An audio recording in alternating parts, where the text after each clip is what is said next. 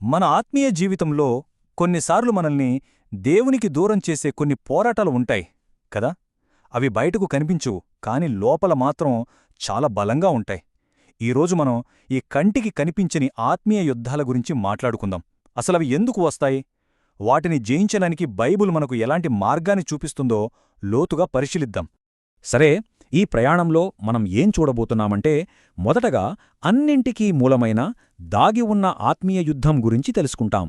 ఆ తర్వాత మనలో మనకు జరిగే పోరాటం, అలాగే ఇతరులతో మన సంఘంలో వచ్చే గొడవల గురించి చర్చిస్తాం.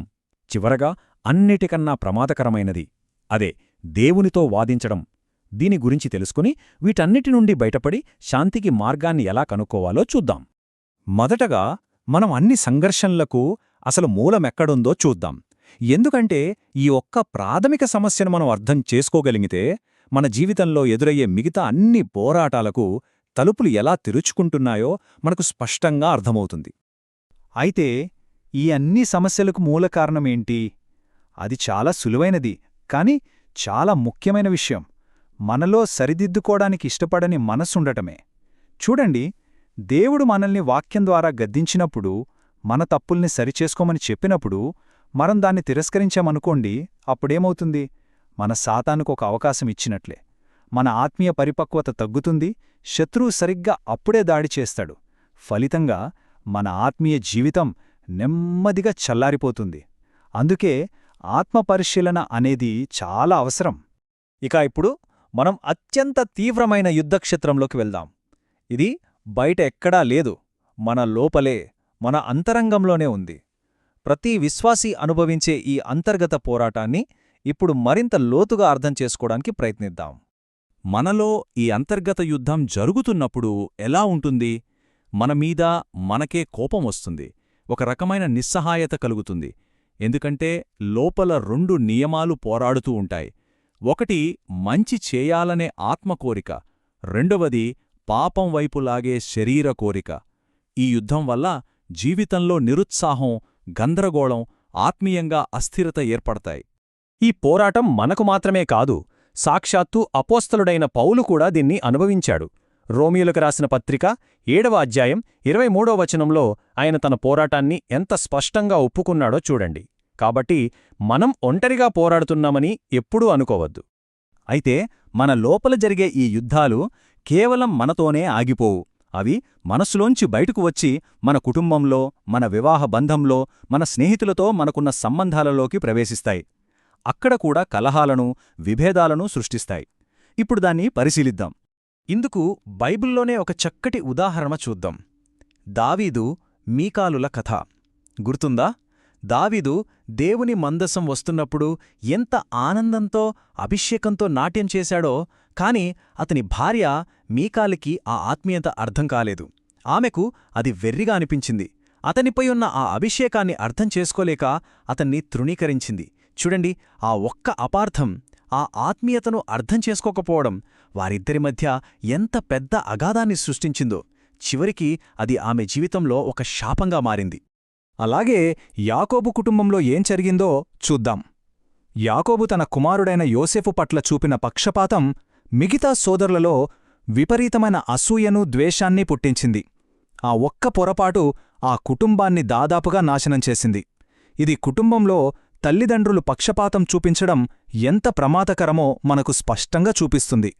సరిగ్గా అందుకే ఎఫెసీయులకు రాసిన పత్రిక 6వ అధ్యాయం 4వ వచనంలో లేఖనం మనల్ని హెచ్చరిస్తోంది.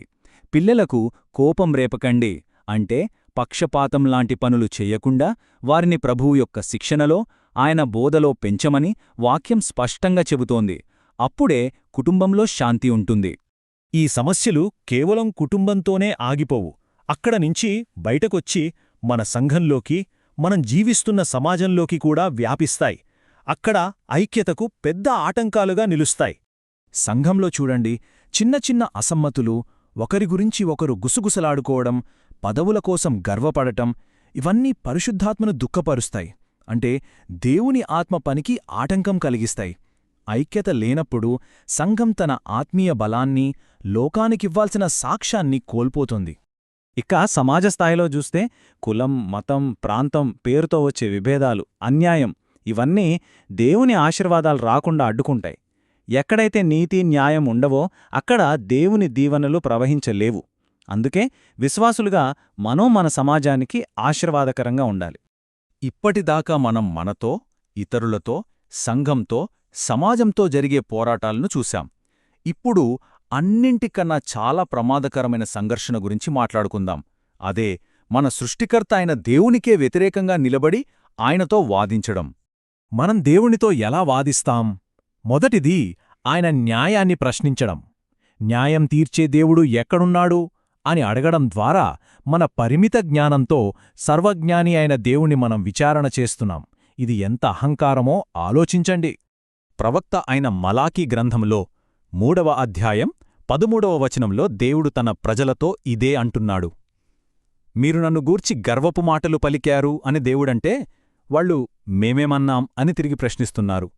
అంటే మనం మాట్లాడే మాటల తీవ్రత మనకే కొన్నిసార్లు తెలియదు, కాని దేవుడు అన్నీ వింటాడు. ఇక రెండవ వాదన ఆయన అధికారాన్నే తిరస్కరించడం. అంటే మంచిని చెడు అని, చెడును మంచి అని చెప్పడం. లోకం వెళ్లే వక్రమార్గంలో నడుస్తూ దేవుని నీతియుక్తమైన ప్రమాణాలను పక్కన పెట్టడం. ఇలా చేయడం ఖచ్చితంగా శ్రమలకే దారితీస్తుంది. యెషయా గ్రంథం 5వ అధ్యాయం 20వ వచనంలో ఈ ప్రమాదం గురించే ప్రవక్త హెచ్చరిస్తున్నాడు. దేవుని నైతిక ప్రమాణాలను తలక్రిందులు చేసే వాళ్లకు శ్రమ తప్పదని వాక్యం చాలా స్పష్టంగా సెలవిస్తోంది. ఇది కేవలం ఒక హెచ్చరిక కాదు, ఒక ఆధ్యాత్మిక నియమం.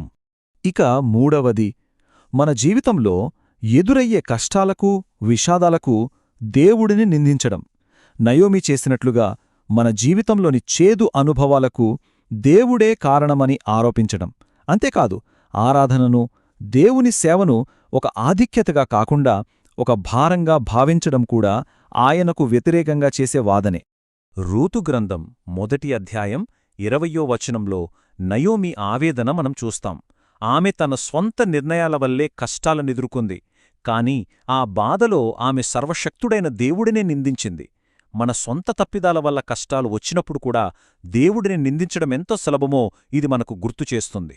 సరే, ఇన్ని రకాల సంఘర్షణలు, వాటి కారణాలు చూశాం కదా. ఇప్పుడు నిరీక్షణతో కూడిన పరిష్కారం వైపు చూద్దాం. ఈ పోరాటాలన్నిటి నుండి బయటపడి నిజమైన శాంతిని పొందడానికి బైబుల్ మనకు చూపే మార్గమేమిటో తెలుసుకుందాం. మనం ముందుకు వెళ్లాలంటే సమాధానకర్తలుగా మారాలి. దీనికి 3 మెట్లున్నాయి. మొదటిది మన తప్పులను ఒప్పుకొని పశ్చాత్తాపంతో దేవునితో సమాధానపడటం. రెండవది ఇతరులు మనకు చేసిన తప్పులను క్షమించడం. ఇక మూడవది మన కుటుంబంలో, మన సంఘంలో, మన చుట్టూ ఉన్న సమాజంలో శాంతిని నెలకొల్పడానికి చొరవ తీసుకోవడం. యాకోబు పత్రిక 3వ అధ్యాయం 17-18 వచనాలు ఈ విషయాన్ని ఎంత అద్భుతంగా ధృవీకరిస్తున్నాయో చూడండి. పైనుండి వచ్చే జ్ఞానం అంటే దైవిక జ్ఞానం మొట్టమొదట సమాధానకరమైనది. నీతి అనే ఫలం సమాధానమనే నేలలోనే విత్తబడుతుంది. అంటే సమాధానం లేకుండా నీతి ఫలించదు.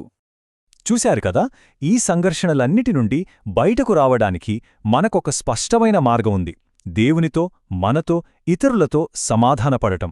మనం ఈ విభేదాలను పక్కనపెట్టి ఐక్యతతో జీవించినప్పుడు అప్పుడు చూడాలి, దేవుని ఆశీర్వాదాలు మన కుటుంబంలోకి ఒక నదిలా ప్రవరిస్తాయి. బైబిలు చెప్పినట్లు సహోదరులు ఐక్యత కలిగి ఉండటం ఎంత మేలు, ఎంత మనోహరం. ఇలాంటి మరిన్ని లోతైన ఆధ్యాత్మిక సందేశాల కోసం మా ఛానల్ను తప్పకుండా అనుసరించండి.